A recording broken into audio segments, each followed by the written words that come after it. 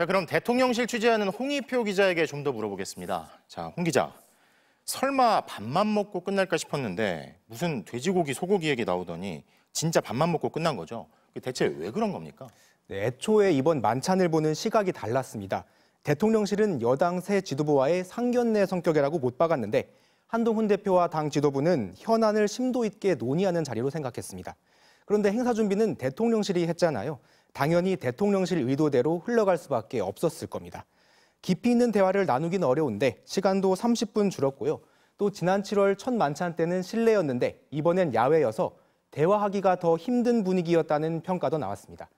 차례대로 돌아가면서 발언 기회를 갖는 형식도 아니었다 보니 한 대표는 인사말조차 못했는데요. 그러다 보니 자연스레 대화를 윤 대통령이 주도한 셈이 됐는데 대통령실은 추경호 원내대표가 윤 대통령이 양자학에 대한 해박한 지식을 갖고 있어서 놀랐다고 밝히기도 했습니다. 아니, 당장 시급한 현안도 많은데 왜 양자학, 양자역학하면 이해할 수 없는 걸 이해하는 게 그걸 이해한 거다. 이런 되게 오묘한 얘기를 하잖아요. 자, 근데 의료 공백 같은 당장 시급한 현안들이 있고 이게 무슨 형식이 그렇고 또 분위기가 어려웠고 라고 하더라도 얘기를 하려면 얼마든지 잠깐이라도 집중해서 할 수 있었을 것 같은데 아무리 그래도 대통령과 집권여당 대표인데 빈손으로 돌아갔다? 이거 좀 이상한 거 아닌가요?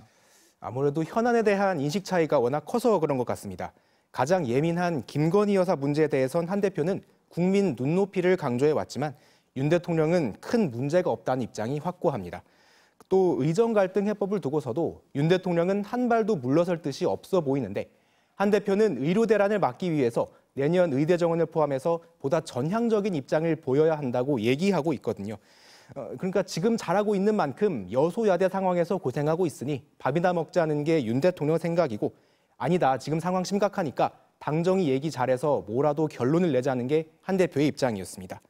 애당초 성과를 내기가 사실상 불가능한 구조였고 대통령의 불통 이미지만 강화한 셈이 됐습니다. 자, 이게 대통령 국정 지지율도 그렇고 국민의힘 지지율도 그렇고 모두 상황이 좋진 않은데 양자에게 결국 다시 만나긴 하겠죠. 아니, 계속 이렇게 제대로 안 만나는 게 이어지진 않겠죠?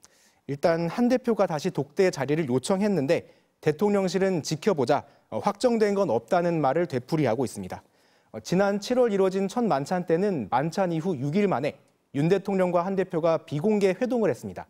다만 조금 전 말씀드린 대로 현안들에 대해 인식 차이가 워낙 큰 상황이어서 선뜻 대화가 성사되지 않는 분위기고 또 독대 요청 사실이 거듭 언론에 공개돼서 대통령실이 불쾌해하고 있다는 점도 또 다른 변수로 보입니다. 자, 여기까지 듣겠습니다. 정치팀 홍익표 기자였습니다.